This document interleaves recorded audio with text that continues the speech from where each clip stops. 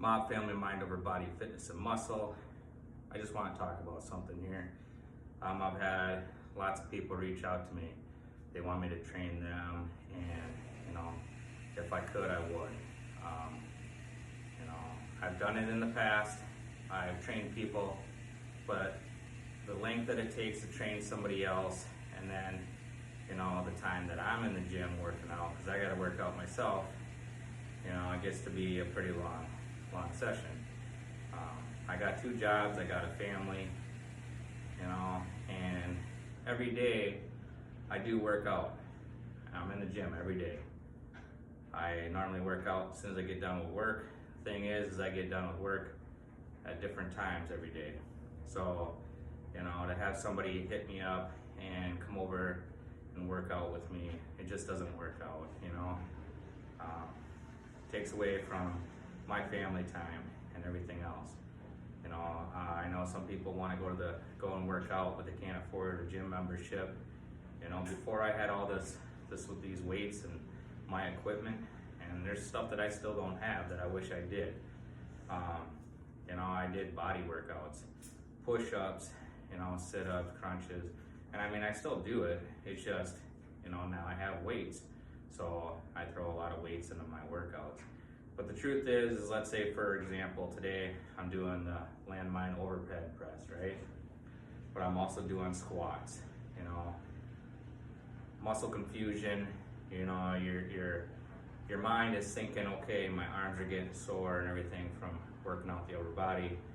Then you start doing legs, you start feeling it in the legs, and then you don't think about it in your arms, and then you can get more out when you go back to your upper body workouts or whatever in your arms and everything else, right? So what I'm getting at is before I started having all the weights, I did all that push-ups and stuff like that, but I also use stuff. You want to have some weights and you just don't have money to buy weights. Use stuff that you have at the house. Right here, I got a 40-pound bag of water softener. Throw that on.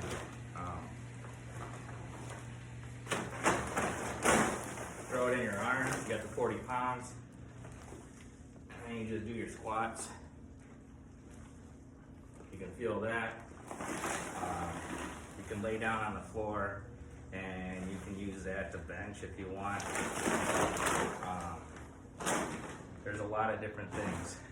A lot of the ideas that I've gotten, I've watched, guys that were in prison, and they'd make videos about the workouts that they had.